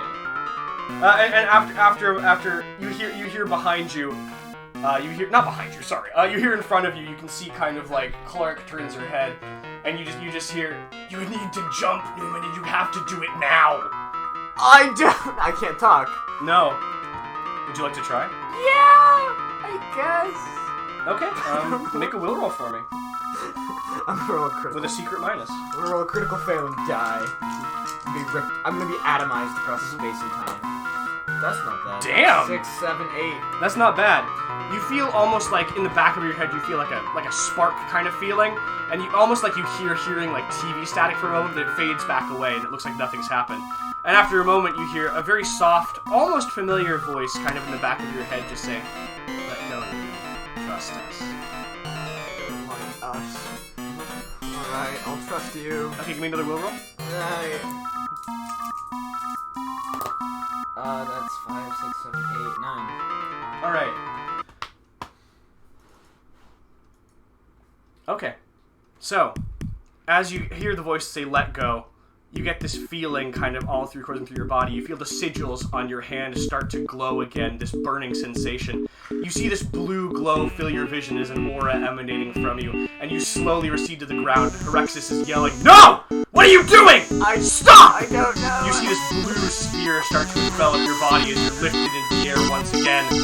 And with that, your vision turns white, and you're gone. You timed that really well. Did you practice that? I knew it. You think I'm not gonna practice something that has a timed music thing to it? Give me an HT roll. I'm so confused. So much is happening. That wasn't great. That's 10, 11. Alright. 11, that's a failure by 1? Yeah. Okay, so you feel yourself briefly black out. I mean, you don't know you're blacked out until you wake up, but like you can tell you've blacked out. You don't have a headache or anything, you just wake up. And you're in this kind of cold, dark, not dark, but I'll say like a cloud, like a little worse than a cloudy overhead area. And it looks like the ground is covered in this white-gray powder, and you don't see anything. You see two things off in the distance, two almost structures just there. And you just see this same kind of gray-white powder kind of floating through the air on the wind. Ah, so it seems I've died. Do you say that out loud? Yeah. Okay. Alright, then I'll... was I, like, was I prone? Yeah. Alright, then I'll... Actually, if I'm... does this stuff feel more like gravel or like an ash or something? As you get up, you kind of put your hands in it to push yourself up, and like as you look back at your hands, you can see the kind of blacky, charred color. It's definitely ash in a thick layer on the ground. And as you stand up, you can actually, as more of your senses return to you, kind of as you stop being so groggy, it's actually very, very warm, kind of muggy. I really am dead. Alright, I'll move towards the structures. Okay. You start making your way towards the structures, and as you make your way towards them, you actually, it looks like you're going up this kind of incline that you didn't quite see before, not very steadily. And these were kind of, it looks like the top of a hill, and now they're coming more into view. And you see, as you get to the top of this hill, you see laid out before you, you're near the structures now, but you see laid out before you this vast cityscape of ruined buildings. You see skyscrapers imaginably tall, bigger than the Burj Khalifa. You see these intricate, arcing and swirling structures that don't look like they should be possible to how you understand architecture to work. You see these large devices that have long been destroyed that you can't even begin to understand their purpose. And this is just laid out in your entire vision before you, filling this entire valley that's surrounded by hills. Give me an issue. I can do that. You did not know that! I said I could do that. Oh, I thought you said I knew that. I knew that. It's 5, 6, 7. So that's a success by 3. Alright, success by 3. Yeah. So for a brief moment, you feel kind of like you feel the sigils burn again for a brief moment, and it kind of like, it is painful for a brief moment. You hear kind of like, on the left side of your head, kind of like this splitting headache for just a moment. Just kind of like, oh!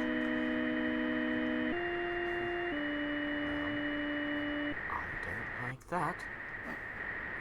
Okay. Well, looks like there's only one place to go from here. That's down. There are these two structures as well. Still, sorry, the ones they're at the top of the hill. Alright. What are they like?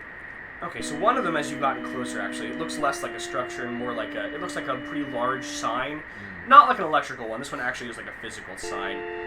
It's pretty worn. It looks almost like not literally, obviously, but kind of like how the Las Vegas sign is, like, made, like, you can tell it's like here's a place, but you can't read most of it. You can see, like, most of welcome's intact, so you can read that, kind of, it's in common, and under that, you can only see an N, like, kind of towards the middle-ish. So it's hard to, you're not really sure what it said before, and it's almost entirely buried, like, up to the bottom of the thing. You can tell this is one of those signs that was definitely raised on those, metal, I don't know, the metal poles. Yeah, and you can tell it's actually covered in ash all the way up to directly below where the second word would be. Wow. That's comforting. What's the other one? The other one? The other one appears to be this smaller building, kind of. You can't really discern any features about it. It looks roughly, it's like maybe 20 square feet. It's not, no, that's wrong, sorry, 20 by 20 feet. That's different, I think. Yeah. Yeah, square feet is weird and horrible. Yeah. But yeah, it's roughly that size. And you're getting kind of, as you hear a soft, like, beeping noise coming from one of the pockets of your suit. Am I still wearing my, uniform? Yeah, it's a bit torn. Mostly around the neck area. That would make sense. That's where I was... Yeah. It's a little bit torn where you had your dagger holster, you kind of pulled it out abruptly and you tore the suit a little bit. Is my warrant on that. Okay. I'll search for the source of the beeping. Okay, so you reach through all your pockets, and after a moment of fumbling around, you pull out this small device. It looks almost like a data pad, and it has like a red light flashing on the top right. It looks like the screen's off currently. Alright, I'll turn it on. Okay, you turn it on, and you can see kind of this like this dial, this gauge laid out before you. And as soon as you turn it on, you hear like this like this kind of crackling noise. It looks like a Geiger counter. It's not terribly high, but it's enough that it's registering. Like it's just a little bit above. Right. It's enough above background radiation that the thing's picking it up. But it's not like you're not going to die in 5 minutes. It's active, but it's not Yeah. directly dangerous. Yeah, and you still can't see the sky or anything. It's just covered in this cloud of ash, assumably. That makes me feel like this is less volcano and more nuclear fallout. Alright. Or it could be nuclear volcano fallout. That would be even worse. Alright. Do I see an entrance to this other building? Yeah, you see kind of like, it looks like it has windows that have long been shattered, and they have kind of bars over them, though, kind of like, not big bars, actually more like the, that kind of mesh, that metallic, not the one you can just pull off, the one, yeah, like that kind of thing they put over, like, more public buildings, kind of, sometimes, or like school windows, you know what I mean? And you can see, like, a metal door on the side, and it looks like, you can't see the other side of the building. Alright, I would like to go up to the door and test it, see if it's locked. Yeah, this one on this side of the building appears to be locked. Is there like an exit sign or like a enter on the other side or anything like that? Let's see, there's a, okay, it's not quite in common. Give me it's close to common, like, if you speak Spanish and you're trying to read Portuguese. Right. Something like that. Give me like an IQ roll with a hidden minus. 6, 10, 11. 11. Not quite enough. I'll say the first word you can't figure out at all is probably one that's significantly different. The second word says only. And it's in kind of like this yellow on black-ish kind of font. Right. Not font, sign. And you can definitely see there's a keyhole above the, it's like a pull handle. The keyhole looks a bit strange, a little more intricate than you're used to from a key, like it goes off in 4 different directions, but yeah, it's recognizable. It's probably like authorized personnel on this. Might be like a toll gate or something. I don't know. Yeah, I mean, that's the one side of the building there. Alright. I'll go around the other side. Okay, you're on the other side. You can see this door looks more like a kind of plastic, maybe kind of like a, not an alloy. I'll just say the plastic, I can't think of the word, maybe resin. Right. This door you can see has like, it's like the top corner of it is kind of like chipped off, and you can see into it a little bit. It's dark in there, but like there's windows, and you can see some of the ceiling has fallen through. So it's not terribly dark. But yeah, that's the door you see on this side. Alright. Does this one open? This one doesn't open, but it's pretty cracked. It's not in good repair. And you can see there's the top right corner of it is broken off. Cool. Can I, like, Yeah. kick it to try and break it? Yeah, you can try to break through. Are you just, like, kicking it or, like, shoulder bashing it? What are you doing? I'm just gonna kick it. Sure. Give me a...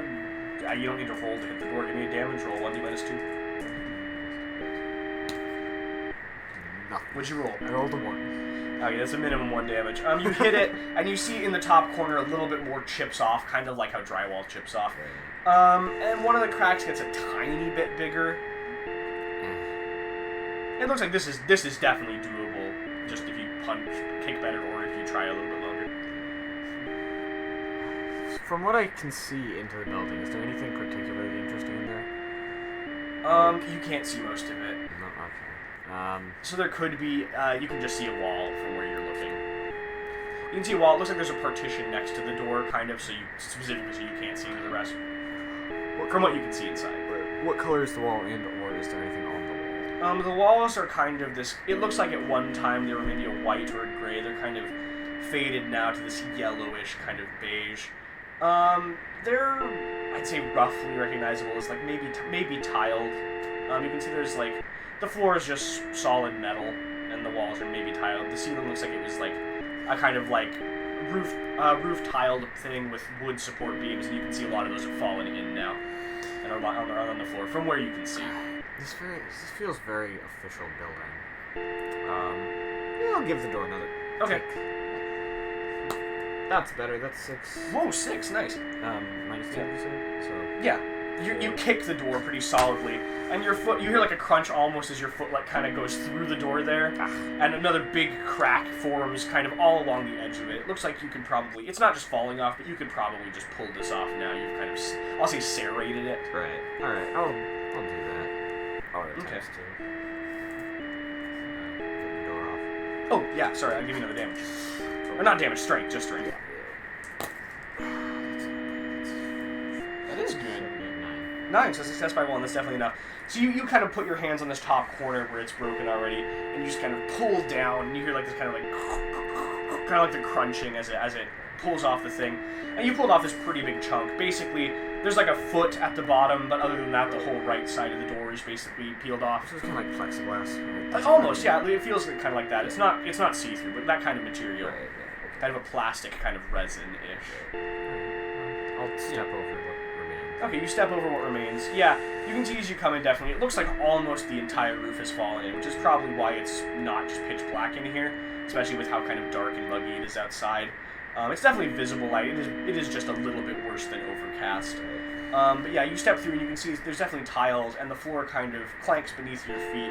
Not in a hollow way, but kind of like, it's just like the metal with like, the small kind of diamond-shaped grooves. I don't know what that's called, but that kind of flooring.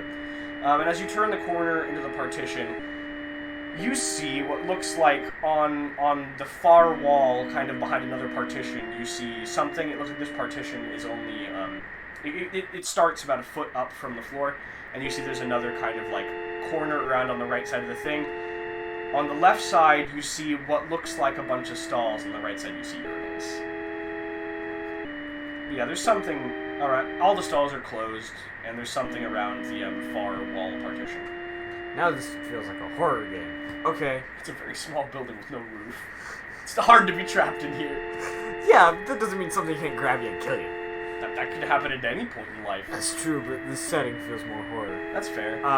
Also, like... More desolate. Yeah. It doesn't really... Yeah. A lot of horror games have, like, spooky bathrooms. Not to my experience, but alright, I'll take your word for it. I don't know, just stalls. Things easily hide. Yeah, Anyways, that's fair. I'm not gonna explore this though. It's a bathroom. I'll go around the partition. Okay, you go around the partition, and you can see it looks like there's a bank of sinks and all these mirrors. It looks like all of them are... You can see shards of, like, glassy substance on all of them except for the far sink. Okay, you go over to the far sink, and you actually do hear, it looks like there's a very faint trickle of running water. You look down at it, assumably, and you see it is this same kind of like cloudy gray color, and it's coming out in an uneven trickle, like an uneven trickle. As you look up, you can see there's this mirror, and it's covered in like a thin layer of ash. It's very opaque, I'll say. Like, you can see it's a mirror, but it's hard to see through. Something looks off, but you can't place it through the layer of dirt. Part of me wants to just be really annoying and just walk away. Just can, I'm not stopping you. Just to, But I feel like you're too curious as a I'm player. definitely yeah. And I have You can, curious. I'm not stopping you. But... I'd have to roll for it. Oh, yeah, you do have curious, that's true. It's fine, no, I'm gonna lean into it. I'll take my sleeve and... Okay, you take your sleeve and you go ahead. As you take your sleeve, you actually hear a little bit more of the tear. It kind of feels like this suit's, it's not in disrepair, but it's taken some damage. And you wipe it away, and as you wipe it away, you instantly see what was wrong. You see kind of like on the right side, right's correct. On the right side of your face and like down your neck and kind of where it looks like right before, you can see the rip in your shoulder, right before where it connects to it, have turned this kind of, a little bit more than a deep bruise, this kind of familiar purple color. And you can see it has affected your eye as well.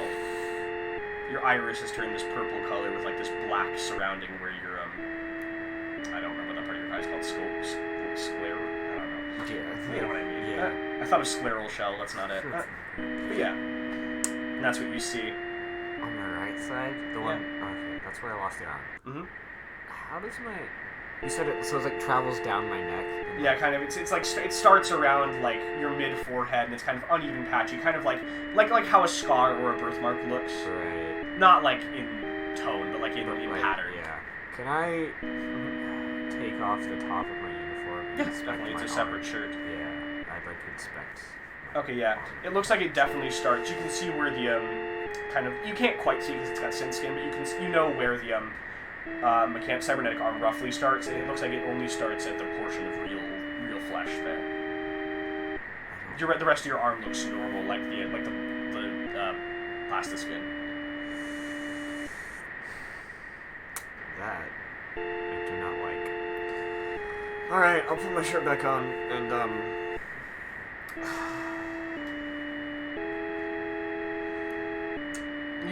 You do as you kind of put your shirt back on, you kind of like as you brush against it and then put your shirt back on, you hear like a faint whisper in the back of your head. You can't make out any words, but just a faint like a definitely, like there's definitely something there, but you can't hear what. Every time I've heard something in my head, it's been a bad thing. Ugh. All right. I'll exit the building and start heading down towards the presumably ruins of the city. Okay. You exit the building, and as you exit the building, you actually hear as you step into a portion of ash, you hear kind of like a almost like a paper crumpling noise under one of your feet. Okay. That's odd. I'll reach down and pick up the paper. Okay. You reach down and you pick up this piece of paper. You can see it's kind of coated in this, much like everything, it's coated in this layer of ash. It looks like it's brush offable, but it's going to be stained. You see this piece of paper, kind of like a little bit of a thicker paper, kind of like what's the paper called? A poster board. Poster board cardstock. It's roughly like it's like 4 by 6 inch. Yeah, it's like 4 by 6 inches. You can see the back of it is this kind of white, and it has like a small it looks like it has like a small box with like some numbers next to it. And the front of it you can't quite see through the layer of ash. It's a postcard. Okay, yeah. You dust it off and you look at the front of this thing, and it's in the same font as that sign you saw before. And you read the front of this thing, and what? Just a second. Where? Huh? Just a second. What? Where is it? What? Where is it? Just give me a moment. We're setting this up. We're figuring it out. What? It's okay. First time, first stream with music. I can't. It's in here. I believe you. What? Where is it? I don't know. Search for it. Yeah, I don't remember what it's called. That would help. be a problem. Just a second. Let me. I was doing so good. Where is it? Where? There it is. Okay. Anyway, sorry. As you turn it over and you look at it, you look at this postcard and you see it's the same font as the regular thing, and you can see this kind of pristine outline. You can match it now that you've seen it to the outline of the city if it wasn't destroyed. Right. These towering buildings, these powered, glowing devices, this intricate architecture over this glowing purple sky with these two suns, and almost like you see this faint sheen off in the atmosphere, almost electrical in nature. And you look down at the text before you, and you see this in the same font as the sign. You'd see it says, "Welcome to Alonia. I knew it! The Lost World." I knew it!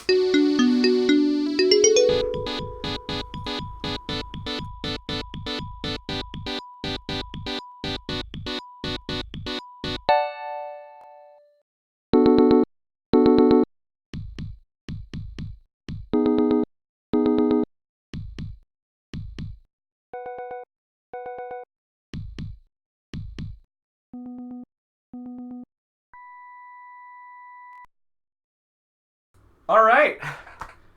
That will do it for today's session. Knew it was Alonia. I knew it! Yeah, alright. So, we're just about right on time today. Yeah. Good. Alright. So, oh god, why did I do it again? Has it been like that the whole time? No, because I looked back at it. I mean, I don't know. Okay, that's annoying. I'll have to fix that in post. But, whatever. It's okay.